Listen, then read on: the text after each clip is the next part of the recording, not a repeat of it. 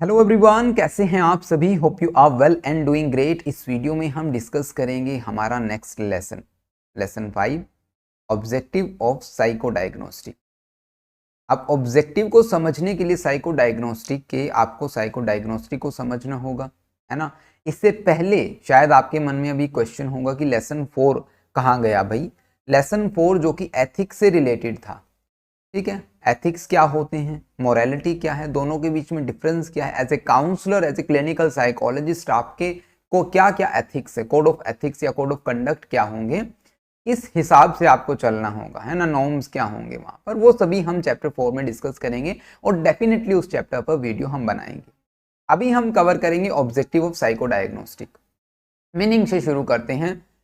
Psycho diagnostic का meaning क्या है।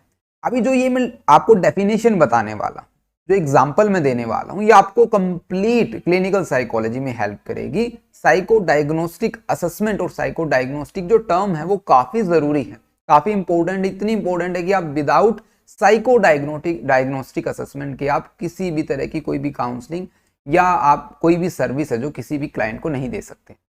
ऐसा क्या है भाई, इसमें आपके माइंड में भी क्वेश्चन होगा। तो साइको डायग्नोस्टिक को हम समझेंगे भाई डायग्नोसिस से।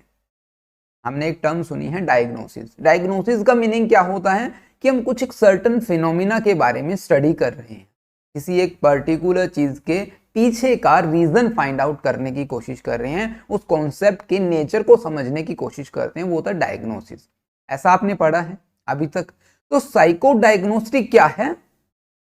It is the process.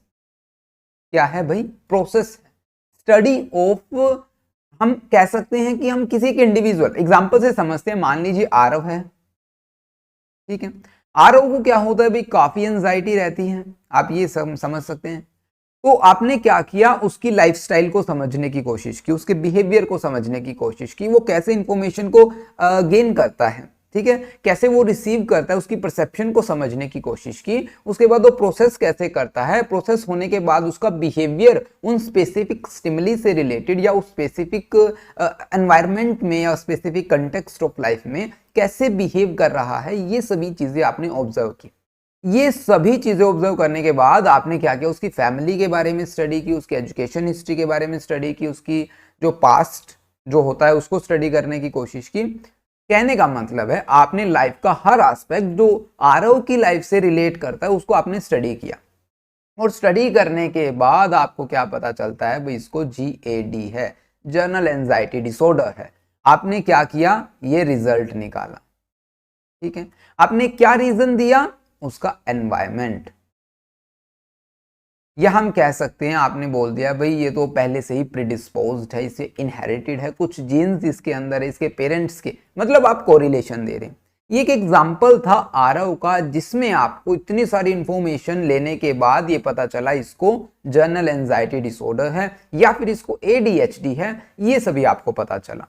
तो अब आप ये कहेंगे कि यहाँ पर साइको डायग्नोस्टिक कहाँ है भाई। साइको डायग्नोस्टिक मैंने शुरुआत में आपको बताया, it is the process in which we collect the information of an individual, कि हम क्या कर सकें, उसके जो नॉर्मल बिहेवियर, उसके नॉर्मल बिहेवियर को नहीं बल्कि नॉर्मल बिहेवियर को उस पर्सन के या उस आरव के बिहेवियर से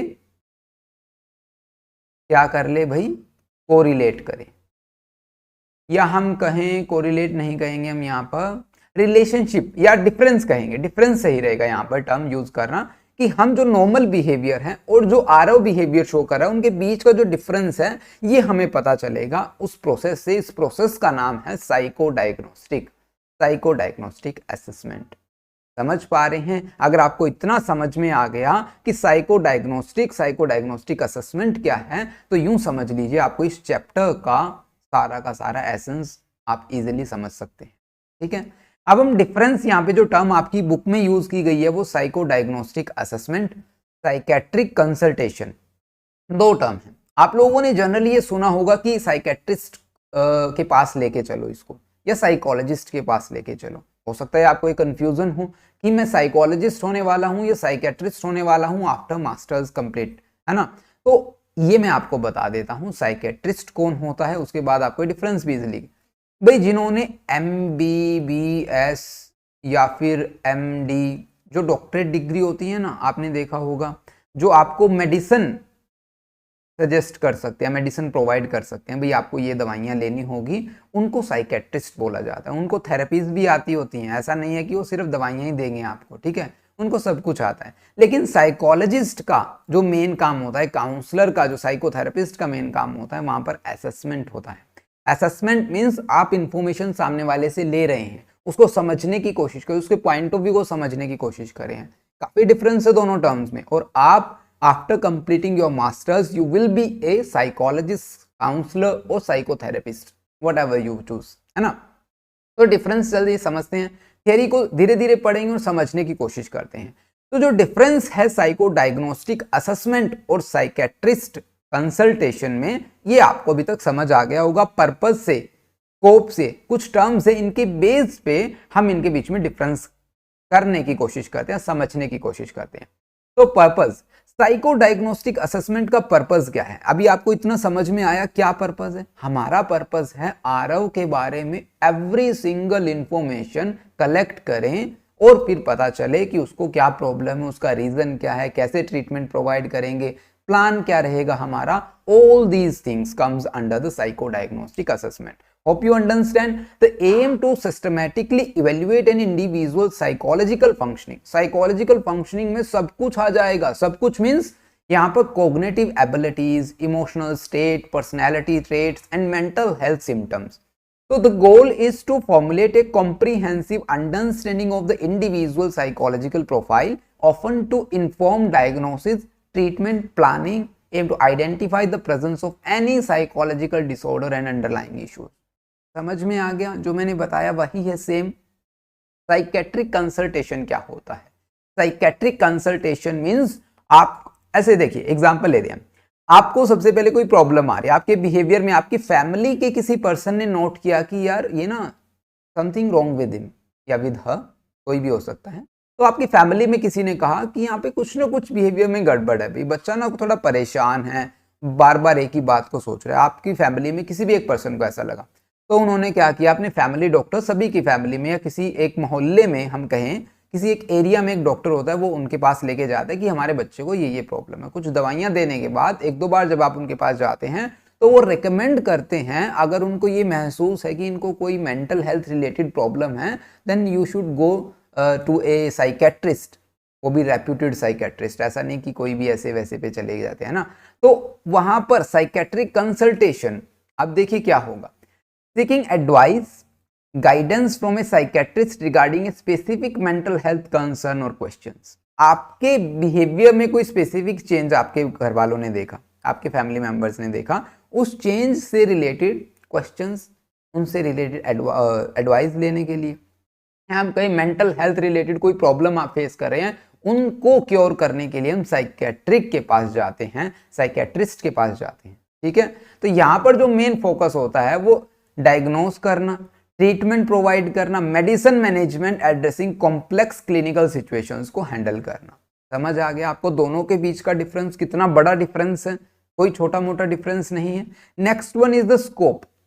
psycho diagnostic assessment is a comprehensive evaluation. Comprehensive evaluation means यहां पर लाइफ के हर एस्पेक्ट को स्टडी किया जाता है, जिसके अंदर आप क्लिनिकल इंटरव्यू शामिल कर सकते हैं, साइकोलॉजिकल टेस्टिंग यूज कर सकते हैं, बिहेवियरल ऑब्जर्वेशन, कोलेटरल इंफॉर्मेशन और मल्टीपल सोर्सेज से इंफॉर्मेशन ले सकते हैं, जैसे कि family member, school member, medical history उठा लिए, उनके फ्रेंड्स उठा लिए, या रिलेटिव से इंफॉर्मेशन ले रहे हैं, है ना।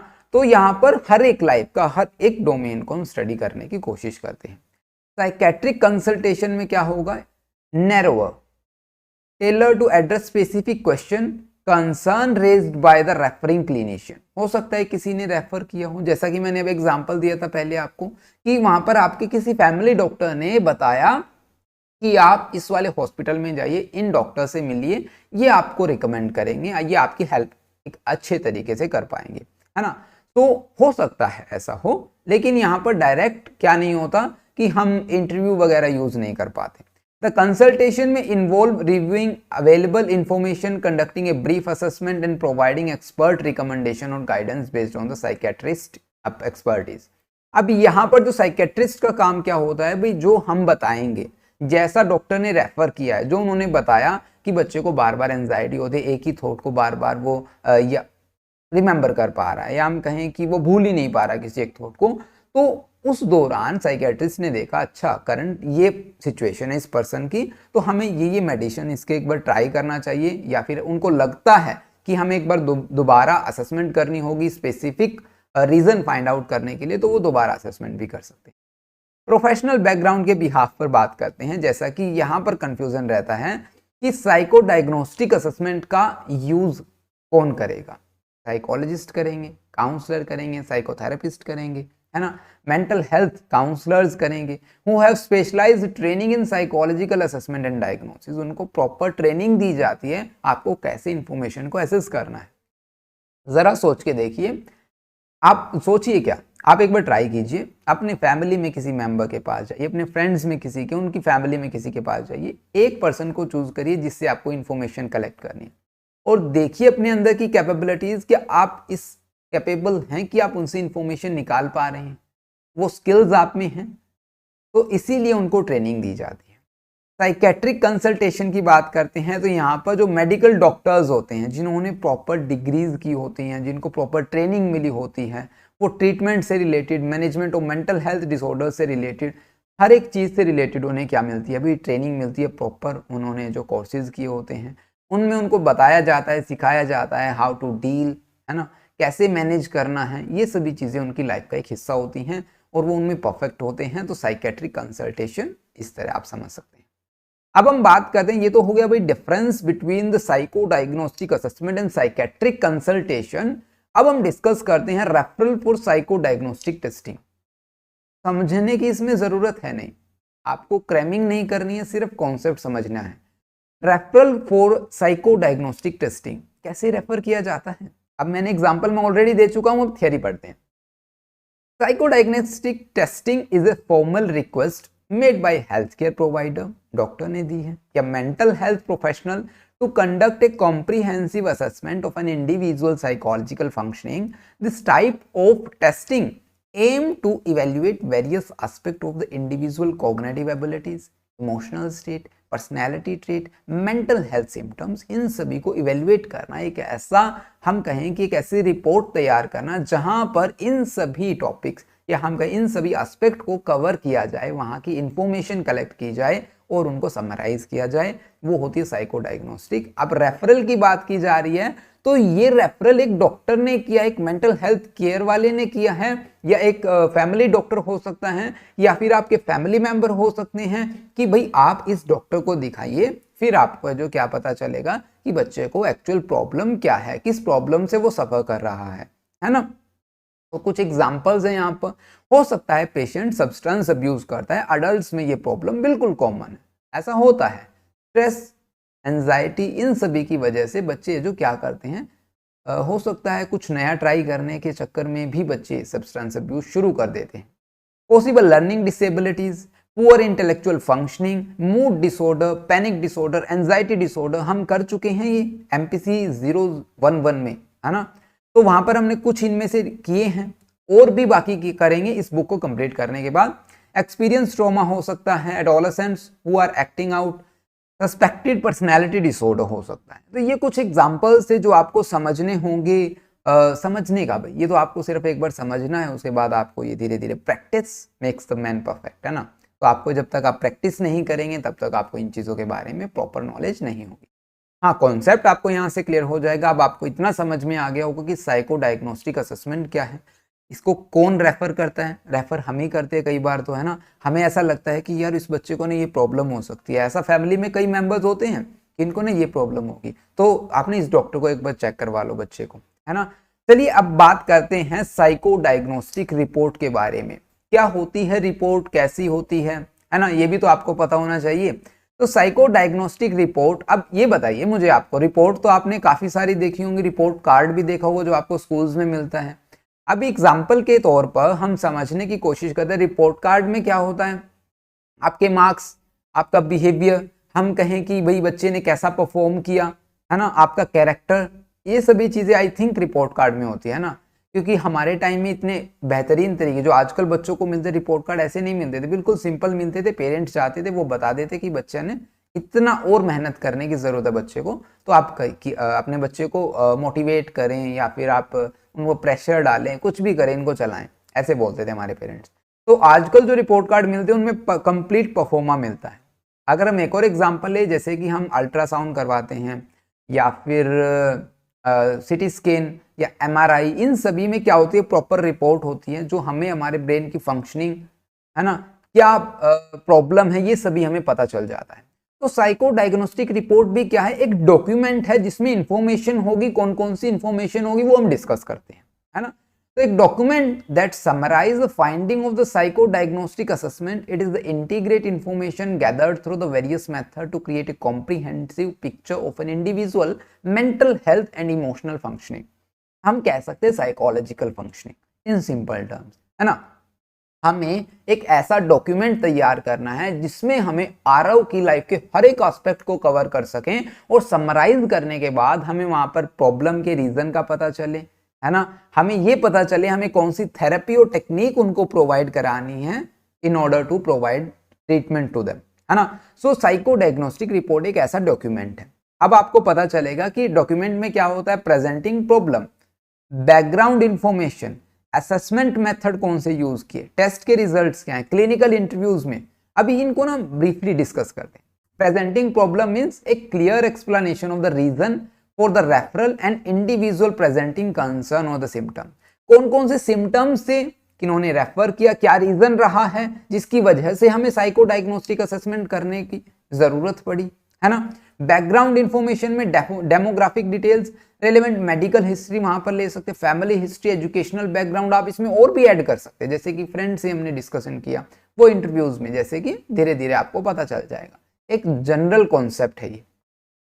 Assessment method, description of the specific test जो हमने यूज किया, वो टेक्निक जो हमने यूज की in order to assess, in order to gain information from them.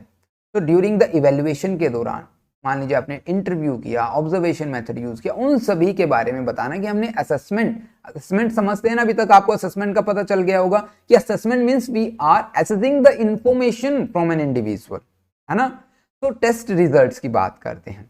Test result, summary of the finding from each test, जितने भी टेस्ट आपने यूज किए, जितने भी मेथड आपने यूज किए, उनमें आपकी क्या रिजल्ट्स रहे हैं वो उस रिपोर्ट में रहेंगे। क्लिनिकल इंटरव्यू में जो जो पॉइंट्स हमें इंपॉर्टेंट लगते हैं, इंटरव्यू से हमें पता चला भाई सामने वाले के थॉट्स ऐसे हैं, फीलिंग्स ऐसी है, बिहेवियर ऐसी है, ओवरऑल प्रेजेंटेशन, यहाँ तक कि हम अपीयरेंस भी उनकी वहां पर है जो ऑब्जर्व करते हैं। मेंटल स्टेटस एग्जामिनेशन आ गया अपीयरेंस में। अपीयरेंस यहाँ भी आपको देखने को मिलेगी। जब हम मेंटल स्टेटस एग्जामिनेशन को ब्रीफली स्टडी करेंगे ना, तब आपको और भी मजा आएगा। इन शॉर्ट हम बता सकते हैं यहाँ पर मेंटल स्टेट क्या है, current mental state covering areas like attention, mood, thought process and behaviour, ये सभी हम डिस्कस करते हैं उस रिपोर्ट में। आपको MSc के नाम से मेंटल स्टेटस एग्जामिनेशन भाई कैसी है इसकी वो हमें पता चलेगा। जब आप इंटर्नशिप करेंगे ना आपकी, तो ज़्यादातर मुझे काउंसलिंग वाले स्टूडेंट्स की फाइल में भी ऐसा देखने को मिला है कि वहाँ पर एक कोई ना कोई एक ऐसा केस होता है जहाँ पर हम मेंटल स्टेटस एग्जामिनेशन करते हैं, MSc करते ही करते हैं। नेक्स्ट आता है हमारे पास एनालिसिस एंड इंटीग्रेशन। अब इन सभी जितनी भी इंफॉर्मेशन मिली उसको एनालिसिस करना, उसमें इंटीग्रेशन मींस समरी वहाँ पे फाइंड आउट करना, और आखिर में रिकमेंडेशन करना based on the findings. Suggest for the treatment approach आप कौन सी यूज करेंगे, फर्दर असेसमेंट की अगर जरूरत है तो बता दीजिए, and additional resources that might be helpful जो हो सकते हैं। ठीक है, तो ये क्या था हमारे पास साइको डायग्नोस्टिक रिपोर्ट। आप समझ गए होंगे अब यहाँ पर साइको डायग्नोस्टिक क्या है, साइको डायग्नोस्टिक असेसमेंट क्या है, और असेसमेंट करने के बाद आपको एक रिपोर्ट तैयार करें जिसको रिपोर्ट कहते हैं, वो भी क्या है। अब बात करेंगे साइको डायग्नोस्टिक टेस्टिंग के बारे की एप्लीकेशन में। भाई एप्लीकेशन क्या है, कहाँ कहाँ यूज कर सकते हैं, अगर आपको इसकी डेफिनेशन समझ में आ गई ना, तो एप्लीकेशन आपको बताने की जरूरत ही नहीं है, क्योंकि ऑब्वियस है कि हम क्या कर रहे हैं भाई, सामने वाले से इंफॉर्मेशन ले रहे हैं, इंफॉर्मेशन को एनालिसिस कर रहे हैं, उसकी प्रॉब्लम को फाइंड आउट कर रहे हैं, क्या रीजन रहा है, किसकी वजह से ये सफरिंग शुरू हुई उसकी लाइफ में, इसके पीछे का सॉल्यूशन क्या है ना, और इन बिहाफ पर हम औरों की भी मदद कर सकते हैं। तो एप्लीकेशन में हम सबसे पहले बात करेंगे clinical diagnosis and treatment planning. अभी आप क्लिनिकल साइकोलॉजी स्टडी कर रहे हैं, तो हम ये कह सकते हैं कि clinical diagnosis and treatment planning में सबसे पहले आपको यही समझना है मेंटल हेल्थ प्रोफेशनल। देखिए, psychologist, psychotherapist, therapist use testing to diagnose mental health condition.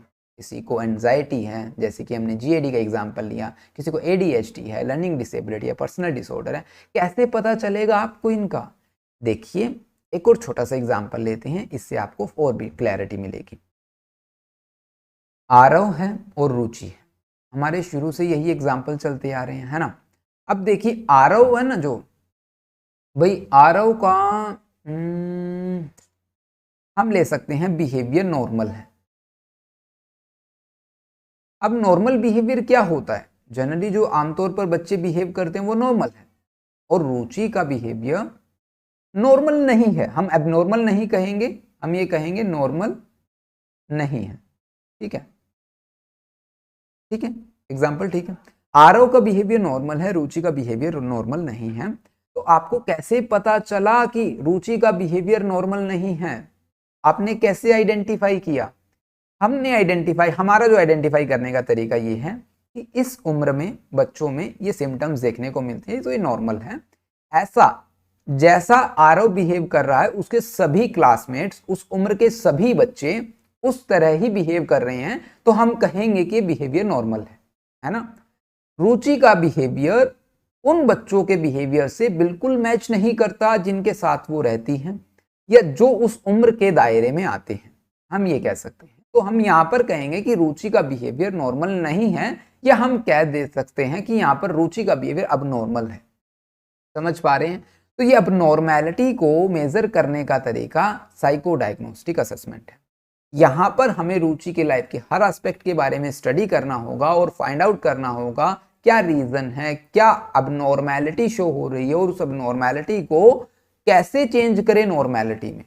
इतना समझ में आ गया? होपफुली एग्जाम्पल आपको समझ में आया होगा। तो यहाँ पर भी क्या होगा, उन सभी की मेंटल हेल्थ प्रोफेशनल्स है जो ये यूज करेंगे। एजुकेशनल सेटिंग में कैसे हेल्प करेगा भाई? Educational setting help identifying potential learning disabilities. हो सकता है किसी बच्चे को डिसलेक्सिया हो, डिसकैलकुलिया हो, कैसे पता चलेगा? असेसमेंट से तो पता चलेगा। Without assessment how can you, भाई कैसे बताएंगे आप, है ना, not possible. So this allow educator to develop appropriate accommodation and support strategy for student, and after identification of specific problem in the students, you can easily provide them treatment, and this is only possible after making psychodiagnostic assessment, है ना। तो gifted and talented identification, second point, testing can be used to identifying student with exceptional abilities, जिनमें abilities अलग अलग हैं, तो उनको भी आइडेंटिफाई करने के लिए हमें इंफॉर्मेशन तो कलेक्ट करनी होगी। बिल्कुल सिंपल है ना। एक बार आप इनको पढ़ेंगे, आपको इतना तो समझ में आ गया होगा इतने एग्जांपल्स के बाद, या भाई हाँ ऐसे हमें जो साइको डायग्नोसिस मेन पर्पस है आइडेंटिफाई करना क्या प्रॉब्लम है, नॉर्मैलिटी से अब नॉर्मैलिटी की तरफ बच्चे किस तरह जा रहे हैं, उनके बीच में डिफरेंस क्या है, उनको कैसे आइडेंटिफिकेशन करना है, कैसे ट्रीटमेंट प्रोवाइड करना है, ये मेन ऑब्जेक्टिव है ना। फोरेंसिक सेटिंग की बात करें तो कॉम्पिटेंसी वैल्यूएशन, आप कॉम्पिटेंट है या नहीं है, लीगल डिसीजंस लेने में आप कॉम्पिटेंट है या नहीं है। या फिर हम बात करें कस्टडी इवैल्यूएशन की, तो कस्टडी इवैल्यूएशन का ना सबसे अच्छा एग्जांपल मुझे लगा जो पेरेंट्स के डाइवोर्स होते हैं, है ना, किसी कपल का डाइवोर्स होता है, तो उस दौरान जो बच्चा होता है वहां पर उसको कोर्ट कस्टडी देता है कि भी माता के पास रहेगा या पिता के पास रहेगा। तो उस दौरान जो कस्टडी इवैल्यूएशन होती है वो इसके बिहाफ पर हम कर सकते हैं कि हम साइको डायग्नोस्टिक असेसमेंट का यूज करेंगे। वहां पर हम देखेंगे कि कौन सा पर्सन इनमें से बेटर सूट करेगा बच्चे के लिए, है ना। वोकेशनल एंड करियर काउंसलिंग, अब ये भी अब आपको देखो यहाँ तक आने के बाद इतना पता चल जाना चाहिए, कोई कंफ्यूज है तो वो भी तो एक प्रॉब्लम है ना कि what should I do in my future, है ना। I don't know, there are lot of cans, we can say that, but अगर मैं कहना चाहूँ, या ऐसा होता है ना कि मैं खाना भी बना सकता हूँ, मैं ड्राइविंग भी कर सकता हूँ, मैं ड्राइंग भी कर सकता हूँ, मैं सिंगिंग भी कर सकता हूँ, but I don't know what I want, problem is that. तो ये भी प्रॉब्लम है। तो ये कहाँ से प्रॉब्लम आपकी सॉर्ट आउट होगी? एप्टीट्यूड असेसमेंट से, पर्सनैलिटी असेसमेंट से। ऑल टर्म्स हम ये कह सकते हैं कि identification of individual strength, weakness and interest हम इन टेस्ट की हेल्प से मेजर कर सकते हैं, या हम पर्सनैलिटी ट्रेट्स को समझ सकते हैं और फिर उनको एक एडवाइस दे सकते हैं कि this career option is suit for you और बेटर फॉर यू, है ना। तो research purpose is the next point. Research purpose means यहाँ पर आप न्यू टेस्ट को डेवलप करने के लिए साइको डायग्नोस्टिक का यूज कर सकते हैं, मेंटल हेल्थ को समझने के लिए साइको डायग्नोस्टिक का यूज कर सकते हैं। अब हम बात करते हैं पर्पस ऑफ साइको डायग्नोस्टिक या डायग्नोस्टिक असेसमेंट का क्या पर्पस है। ये आपका होमवर्क है, ये आपको करना होगा, ठीक है। ये मैं आपको बिल्कुल नहीं बताऊंगा, लेकिन मैं ये जरूर बताऊंगा आपको कौन किन चीजों का आपको ध्यान रखना है एज ए साइकोलॉजिस्ट, कि आपको एक साइन कंसेंट लेना होगा कि आप वहां पर एक, जैसे होता है ना नोटरी पर, कि हम जो इस तरह से है, जो बच्चे के साथ है, जो काउंसलिंग कर रहे हैं, तो वहां पर साइन कंसेंट हम, अगर बच्चा है माइनर है तो हम उनके पेरेंट्स से साइन करवाते हैं, ठीक है। ऑडियो वीडियो टेप, उन जो इंटरव्यू सेशन जो आप कंडक्ट करें उनकी ऑडियो वीडियो टेप दोनों होनी चाहिए। और वर्बेटिज्म ट्रांसक्रिप्ट मीन्स आपके पास एक, आई थिंक स्टेनो बोलते हैं, जो कि उनको जो टाइपिंग में हम कहें फाइल बनाएगा आपकी एक स्पेशल, उनको टेक्स्ट में कन्वर्ट करेगा उन वीडियोज एंड ऑडियोज को। केस रिपोर्ट वहां पर तैयार हो जाएगी इस तरह। तो इन सभी चीजों का आपको ध्यान रखना होगा। और ये जो आपका पर्पस ऑफ डायग्नोस्टिक असेसमेंट, ये आपको खुद पढ़ना है, ये आपके लिए होमवर्क मैंने छोड़ दिया है। अब बात करेंगे areas to be covered in the diagnostic interviews के दौरान कौन कौन से एरियाज। अभी तक आपके माइंड में ना एक क्वेश्चन आ जाना चाहिए था, भाई साइको डायग्नोस्टिक हम कब बोलते जा रहे हैं, लेकिन इसमें हम करेंगे क्या। मैंने बताया आपको इन सिंपल टर्म्स, हम लाइफ का हर एस्पेक्ट कवर करने की कोशिश करेंगे, वो बिहेवियर, इमोशनल, कॉग्निटिव, सब कुछ, ठीक है। अब इसको ब्रीफली स्टडी कर लेते हैं, किस किस चीज को, कौन कौन से स्टेप्स हम यहाँ पे फॉलो करने हैं साइको डायग्नोस्टिक इंटरव्यू में। अब देखिए, डायग्नोस्टिक इंटरव्यू में सबसे पहले हमें इंफॉर्मेशन को आइडेंटिफाइंग इंफॉर्मेशन। अब इंफॉर्मेशन किससे रिलेटेड, थियरी को धीरे धीरे पढ़ेंगे और समझने की कोशिश करेंगे। Description of interview setting and role of interview in establishing an intake process including client sex, age, social class, race, religion, marital status, occupation, education, current living situation of the client. ये सभी हमें क्या करनी होगी, assess करनी होगी। अभी आपने देखा कितनी सारी इंफॉर्मेशन है, देखा, लगा आपको कि भी हाँ अब कुछ बात बनने वाली है। तो also include A current level and effectiveness of the functioning when you describe the current living situation. That's it. Second thing is the presenting complaints. Current symptoms क्या है, एंजाइटी, मूड कैसा है, difficulties in personal and occupational relationship, और हम work place में भी इसको count कर सकते हैं। ओवर्ट रीजन क्या है for seeking help and referral route to interviewers possibly, ठीक है। प्रेजेंटिंग अपीरियंस देखिए एमएससी में भी आ जाएगा ये। MSc means not MSc masters of science नहीं, बल्कि हम कह रहे हैं यहाँ पर मेंटल स्टेटस एग्जामिनेशन, ठीक है। Description of salient aspect of physical appearance कैसी है, मैनरिज्म, बिहेवियर, आपको बॉडी लैंग्वेज से क्या पता चल रहा है, as well as the observation of significant interaction with interviews, how they interact with yourself, है ना, योरसेल्फ नहीं कहेंगे हम यहाँ पर, how they interact with an counsellor और psychotherapist. This is the right statement. Specific significant behavior, affective, interactional observation that help in assessing the client problem and strength. वहाँ पे हमें काफी कुछ समझने की जरूरत मिलेगी। अगर पॉसिबल हुआ तो मैं एक आपको सेशन प्रोवाइड जरूर करवाऊंगा, लेकिन पॉसिबल हुआ तो मैं बिल्कुल आपको श्योरिटी नहीं दे पा रहा कि मैं आपको प्रोवाइड कर ही दूंगा, है ना। तो नेक्स्ट आता है हमारे पास precipitating factor and history of the problem. अब प्रेसिपिटेटिंग फैक्टर को सुन के आप थोड़ा सा कंफ्यूज हो सकते हैं, इसको ना एक एग्जांपल से समझते हैं। अगर किसी ने 10th क्लास में साइंस थोड़ा सा पढ़ी है तो वहां पर एक प्रेसिपिटेटिंग फैक्टर्स होते हैं। जैसे कि सिंपल एग्जांपल है, आप वाटर में क्या मिलाएं, सैंड मिला दी, मिक्स करें वहां पर उसको, एक वाटर बॉल में कुछ सैंड या आप सॉइल डाल दीजिए, उसको मिक्स करें। After some time you will see that जो सैंड है, जो मिट्टी है, वो नीचे बैठ जाएगी। जो वो बैठ जाती है उसको प्रेसिपिटेशन बोलते हैं, इन केमिकल्स की फॉर्म में। केमिकल्स का जब हम मिक्स करते हैं तो कहीं ना कहीं कुछ केमिकल्स की रिएक्शन, जहाँ पर जो केमिकल्स में क्या हो जाता है, जैसे कि दूध फट जाता है, तो दूध फटने के बाद क्या होता है, जो हैवी मटेरियल होता है वो नीचे बैठ जाता है, पानी पानी ऊपर रह जाता है। तो उन हैवी मटेरियल्स को प्रेसिपिटेट बोलते हैं। अब साइकोलॉजी में यहाँ पर प्रेसिपिटेटिंग फैक्टर्स में समझाने का ये मोटिव है मेरा। मान लीजिए कुछ लाइफ के इवेंट्स ऐसे हो जाते हैं जो आपकी लाइफ में बिल्कुल बैठ जाते हैं, आपने सुना होगा, है ना, कि कुछ ऐसे इवेंट जिनको आप भूल ही नहीं पा रहे हैं, तो वो प्रॉब्लम क्रिएट करते हैं, उनकी वजह से आपको साइको डायग्नोस्टिक असेसमेंट की जरूरत पड़ जाती है। या हम कहें जरूरत क्यों पड़ी, क्योंकि उन फैक्टर्स की वजह से, एनवायरमेंटल फैक्टर्स की वजह से आपकी डेली फंक्शनिंग अफेक्ट हो रही है, आपके इमोशंस, बिहेवियर, कॉग्निशन पर अफेक्ट हो रहा है। दैट्स वाई हम है जो क्या करेंगे, आपकी असेसमेंट करेंगे। तो events and eye or life change that accompany appearance of psychological distress or appear associated with such distress. Development and course of problems since client list notice their appearance provide effect at resolution and apparent consequences. समझ में आया? बिल्कुल example काफी easy था इसका। अब बात करते हैं history of person, social context. History क्या है पर्सन की, ये हमें आइडेंटिफाई करना होगा। सोशल कंटेक्स्ट मीन्स हम कैसे हमारे एनवायरमेंट में बिहेव कर रहे हैं। सिंपल टर्म्स में बात करें, डेवलपमेंटल हिस्ट्री का सिंपल मीनिंग क्या होगा कि आपकी जो हमारी, आप लोगों ने फर्स्ट ईयर में क्या पढ़ा होगा, साइकोसेक्सुअल डेवलपमेंट के बारे में पढ़ा है। स्टेज बताए थे कि इस एज के बीच में हम क्या करेंगे, हमारे बीच अंदर है ना ये वाले चेंजेस आएंगे। अगर हम ग्रोथ एंड डेवलपमेंट की बात करें तो ग्रोथ में एक पर्टिकुलर एज क्राइटेरिया जहां पर हमारी बॉडी में जो जो चेंजेस आते हैं वो होते ही हैं, ठीक है। अब यहाँ पर डेवलपमेंटल हिस्ट्री का मीनिंग क्या है भाई, डेवलपमेंटल हिस्ट्री मीन्स आपकी लाइफ में जो चेंजेस आ रहे हैं वो कहीं पर डिले हुए हैं या पहले कोई चेंज आ गया, उन चेंजेस की वजह से आपके बिहेवियर में कोई प्रॉब्लम आ रही है, वो developmental history. Milestone, attendant stress, तो ये सभी है जो हमें क्या करना होगा, डेवलपमेंटल हिस्ट्री से पता चलेगा, ठीक है। Family history, family history means आपकी फैमिली में कैसा एनवायरनमेंट है।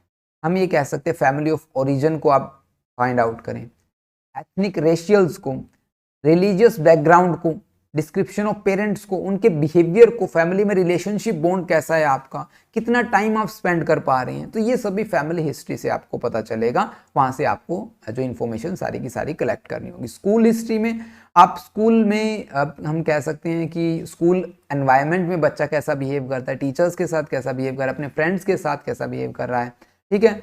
कहाँ पर अचीवमेंट्स क्या है, उनकी प्रॉब्लम कहाँ पर आ रही है बच्चे को, ठीक है। अब बात करें हैं पीयर रिलेशनशिप की, पीयर रिलेशनशिप कैसी है, उनकी कोई प्रॉब्लम तो नहीं आ रही, कॉन्फ्लिक्ट ऑफ द लाइफ, ठीक है। सेक्सुअल हिस्ट्री के बारे में बात करेंगे, कोई सेक्सुअल हरासमेंट तो नहीं हुआ बच्चे का, तो मेन इंपॉर्टेंट पॉइंट बता रहा हूँ, बाकी आप यहाँ से पढ़िएगा उनको, ठीक है। कई बार जो बच्चों को प्रॉब्लम आती है वो सेक्सुअल हरासमेंट की वजह से आते हैं, बचपन में उनके साथ कोई ना कोई ऐसी प्रॉब्लम या उन्होंने कुछ ऐसा फेज देखा होगा कि कहीं ना कहीं वो ऐसे विटनेस रहे होंगे उन प्रॉब्लम्स के जो उनकी करंट लाइफ को अफेक्ट करते हैं। वर्क हिस्ट्री की बात करते हैं तो work roles, authority, job change, central work assets, ये सभी अफेक्ट करते हैं, तो वर्क हिस्ट्री। अब ऐसा नहीं है कि आप मान लीजिए किसी +2 के स्टूडेंट्स पर साइको डायग्नोस्टिक असेसमेंट करें तो हम वहां पर वर्क हिस्ट्री करेंगे, ऐसा नहीं है। ये सभी एक जनरल कॉन्सेप्ट है, मैं आपको बता रहा हूं। ये डिपेंड करता है हमारे क्लाइंट पर, स्पेसिफिकली क्लाइंट को मिलने के बाद, उनके साथ इंटरव्यू कंडक्ट होने के बाद आपको पता चलेगा कि इनमें मैं क्या क्या ऐड कर सकता हूँ। एक जनरल कॉन्सेप्ट है ये, okay. Medical history, analysis and formulation, तो दीज 13 स्टेप्स आप पढ़ सकते हैं, कॉन्सेप्ट क्लियर कर सकते हैं, इससे आपको पता चलेगा। अगर पॉसिबल हुआ तो मैं आपको एक इसका परफॉर्मा भी शो करने की कोशिश करूंगा, ठीक है, बर फर्दर वीडियोस में। अब बात करते हैं स्पेसिफिक टाइप ऑफ असेसमेंट की, जो स्पेसिफिकली हम असेसमेंट करते हैं। सबसे पहले कॉग्निटिव असेसमेंट। कॉग्निटिव असेसमेंट अभी देखिए मैं इनको इन शॉर्ट बताऊंगा, क्यों बताऊंगा, क्योंकि हमने MPC 001 में कॉग्निटिव साइकोलॉजी के अंदर कॉग्निटिव असेसमेंट बस बिल्कुल सेम है। कॉग्निशन का मीनिंग क्या होगा, how we perceive information from our environment and how we process information. समझ पा रहे हैं, मेन जो यहाँ पर टर्म है वो प्रोसेस करना है। आप कैसे उस इंफॉर्मेशन को परसीव करने के बाद प्रोसेस करते हैं, रिकॉल करते हैं, यूज करते हैं, वो कॉग्निटिव असेसमेंट है। अब ये पैराग्राफ आपको पढ़ना है, ठीक है, इसमें काफी सारी चीजें हैं। अगर हम बात करें पर्सनैलिटी असेसमेंट की, तो हम यहाँ पर पर्सनैलिटी असेसमेंट में क्या देखेंगे, आपकी preferences, strength, weaknesses, area of growth, इन सभी चीजों को असेस करते हैं। पर्सनैलिटी को इजीली डिफाइन नहीं किया जा सकता, ये आपने MPC 001 में पढ़ लिया होगा। कारण क्या है पढ़ने का, वहां पर हमने 16PF को स्टडी किया, नियोपाई को स्टडी किया, बिग ओशियन को स्टडी किया, है ना, ये सभी हमने किए। ये क्या किए थे सभी, वहां पर हम पर्सनैलिटी को असेस करने की कोशिश कर रहे थे ना।